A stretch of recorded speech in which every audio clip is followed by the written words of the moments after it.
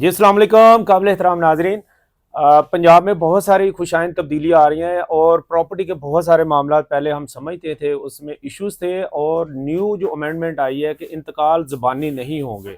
अब जो new ordinance में क्या क्या तब्दीलियाँ आई हैं, इससे क्या क्या बेहतरी होने जा रही है, हमने स्पेशल रिक्वेस्ट की है जनाब एडवोकेट राना कदीर हुसैन साहब से, जो माशाल्लाह माहिर हैं अपने फील्ड में, और उनसे जानने की कोशिश करेंगे कि ये तब्दीलियाँ क्या हैं, इसके अच्छे असरात हमारे लिए क्या होंगे।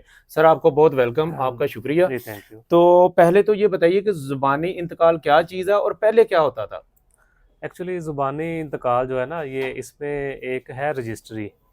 उसका तरीकाकार ये होता है कि वो बंदा डॉक्यूमेंट्स निकलवा के, स्टाम्प पेपर्स निकलवा के, तो वो रजिस्ट्रार के सामने पेश हो गए तो उसको बताते हैं कि ये मैंने बेच दी है। ख़रीदार कहता है मैंने ख़रीद ली है, मैंने कब्ज़ा दे दिया। एक बयान होता है प्रॉपर, जी बिल्कुल। और उसकी प्रॉपर एक गवाहान होते हैं, शनाख्त कुनिंदा होते हैं, उसको कहते हैं रजिस्ट्री बै।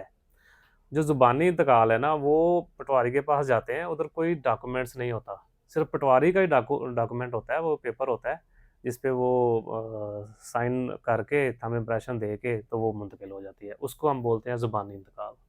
जैसे कि जहाँ तक मेरा नॉलेज है कि पटवारी बाज़ औक़ात उनके घर चले जाते थे या उनकी दूसरी जगह पे चले जाते थे, अपनी सर्टिफ़िकेशन करके, यानी पटवारी के हाथ पे इंतकाल होता था पहले, अब ये नहीं होगा। अब ये नहीं होगा, अब ये अब नहीं होगा। ये नहीं होगा। अब वो सिर्फ रजिस्ट्रार जो है ना, सब रजिस्ट्रार साहब जो हैं, उनको इंतकाल करने की है सारे इख्तियारात। पटवारी को अब इख्तियार नहीं रहा। और सब रजिस्ट्रार चूँकि वो एक रजिस्टर्ड डॉक्यूमेंट्स होते हैं उधर, उधर एक ज़्यादा महफूज तरीक़ाकार है, इसलिए पंजाब गवर्नमेंट ने ये कहा है कि पटवारी ये इंतकाल ना करे, ये सिर्फ सब रजिस्ट्रार करे। तो सर ये जो जहाँ पे क्या है, जहाँ तक मैं समझ रहा हूँ कि बेचने वाला भी मौजूद होगा रजिस्ट्रार के सामने और ख़रीदार भी होगा, और अगर उसमें गवाह भी हैं तो गवाह भी होंगे। तो जो हमारे ओवरसीज़ पाकिस्तानी हैं, वो उनके भी प्रॉपर्टी बिक रही होती है या वो बाहर बैठे होते हैं तो ख़रीद रहे होते हैं, तो सर उनके भी कोई तरीके में फ़र्क आएगा या इफ़ेक्ट अच्छा, होंगे? बेसिकली ये उनको कोई फ़र्क नहीं पड़ता। ये जी, बड़ा जी। अच्छा क्वेश्चन है। उनके लिए ये कोई नहीं, वो पहले भी अपने बिहाफ़ पे कोई मतलब अपना कोई अज़ीज़ उसको सामने करके वो प्रॉपर्टी ले सकते थे, और अब भी वो प्रॉपर्टी परचेज़ कर सकते हैं। उनको सिर्फ़ ये है कि जो ज़ुबानी इंतकाल है ना, जो पटवारी करता है, सिर्फ़ वो ममनू किया है।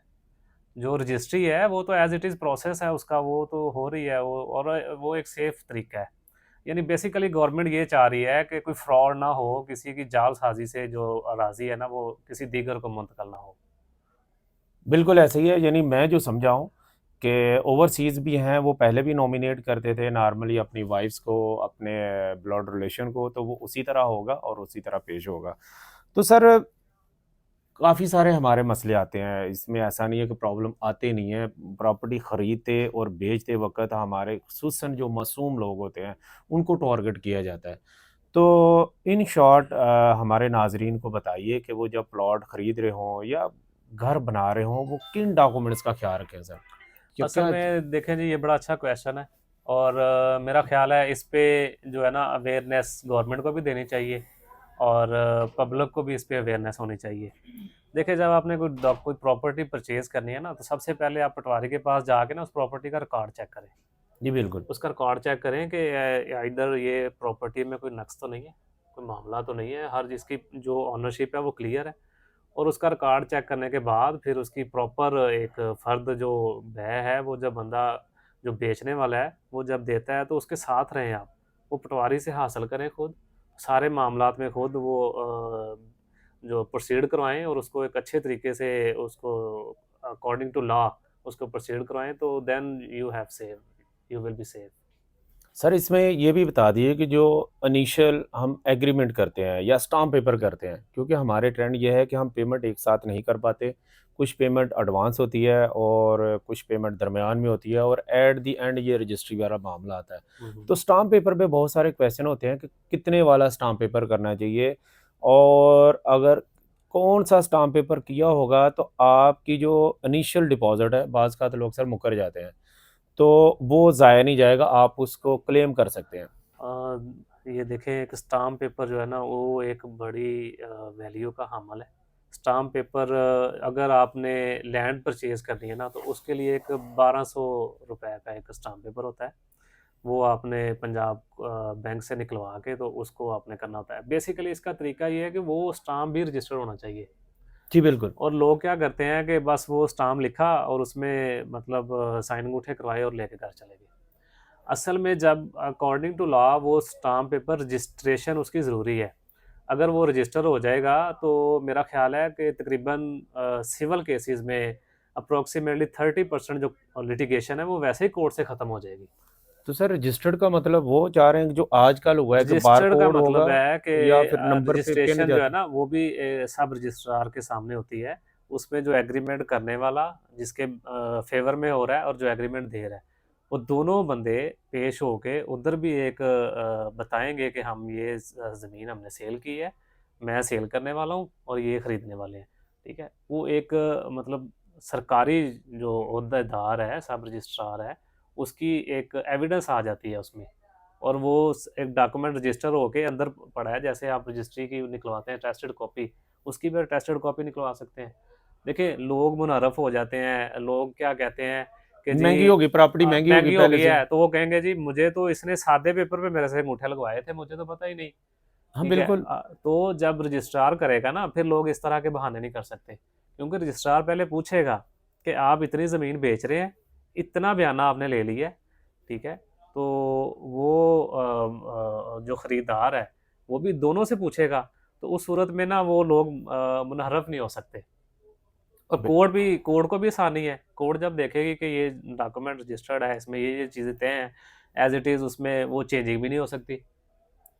तो सर अगर मैं देखें इस तरह के स्टेप अगर गवर्नमेंट लेती है ना, तो मैं समझता हूँ तकरीबन 30% भी कम है, इससे ज़्यादा लिटिगेशन कोर्ट्स में कम ख़त्म हो जाएगी। तो सर इसका मतलब मैं ये समझा हूँ कि हम मार्केट में बैठे हैं, घर में बैठे हैं, एजेंट एक स्टाम्प पेपर ले आता है, आप भी साइन कर देते हैं, मैं भी साइन कर देता हूँ, इनिशियल अमाउंट है वो वैल्यूएबल नहीं है।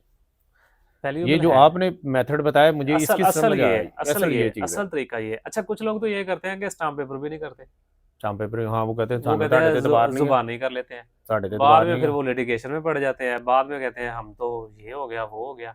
इसलिए जब भी करें एक वकील को हायर कर लें, उसमें कोई फ़र्क नहीं पड़ता। देखें आपकी करोड़ों की प्रॉपर्टी है, जी बिल्कुल। ठीक है, आप एक अच्छे लॉयर को हायर करें, उसको उनकी रहनुमाई लें और अपना प्रॉपर डॉक्यूमेंट लीगली रजिस्टर्ड करवाएं, ताकि कल को आपको किसी किस्म की प्रॉब्लम ना आए। सर ने बहुत कीमती इन शॉर्ट टाइम बताएं। नाजरीन आप यकीन करें, एक तो आप करोड़ों रुपए ज़ाया इन्वेस्ट करते हैं, लगाते हैं प्रॉपर्टी ख़रीदने पे, खुदा ना खास्ता किसी कानूनी कमज़ोरी की वजह से, आपके डॉक्यूमेंट्स की कमज़ोरी की वजह से आपका डिस्प्यूट हो जाए, तनाज़ा खड़ा हो जाए, आपके बहन भाइयों में, आपके दोस्तों में अच्छा खासा जो दरार आ जाती है और नफ़रतें पैदा होती हैं, और खुदा ना खास्ता ये बहुत सारे मामले गंभीर होते हैं। तो इसमें जो मैं समझाऊँ, सर ने भी जो इशारा किया, इसमें होता है कि आप डॉक्यूमेंट्स स्टार्टिंग में जो हैं वो कतराते हैं, यानी कि आप वो यारी दोस्ती का भरम के लिए खामोश रहते हैं। और ये मेरी हम्बल रिक्वेस्ट है आपसे, आप जब भी प्रॉपर्टी का ख़रीदने का प्लान करें, ज़रूर अपने करीबी लॉयर के पास जाएँ और उनसे डॉक्यूमेंट्स एक दफ़ा चेक करवा लें। ये स्टाम्प पेपर जो है ना, इसमें ये ना देखें कि वो 1200 लिखा हो, उसमें देखें कि आया ये स्टाम्प पेपर रजिस्टर्ड भी है, आया इसका जो जो चेकिंग का सर ने प्रोसेस बताया वो सारा ही करें। और जब सारा किया होगा तो इंशाल्लाह कभी प्रॉपर्टी का प्रॉब्लम भी नहीं आएगा। और अगर खुदा ना खासा किसी मिसकंसेप्शन की वजह दूसरी पार्टी कर भी देती है तो आप महफूज होंगे। तो सर का भी शुक्रिया, सर ने मुफीद मालूमात दी। अपना और अपने से वाबस्ता मवीदों का बहुत ज़्यादा ख्याल रखिएगा। अल्लाह हाफिज़। Thank you sir. Thank you.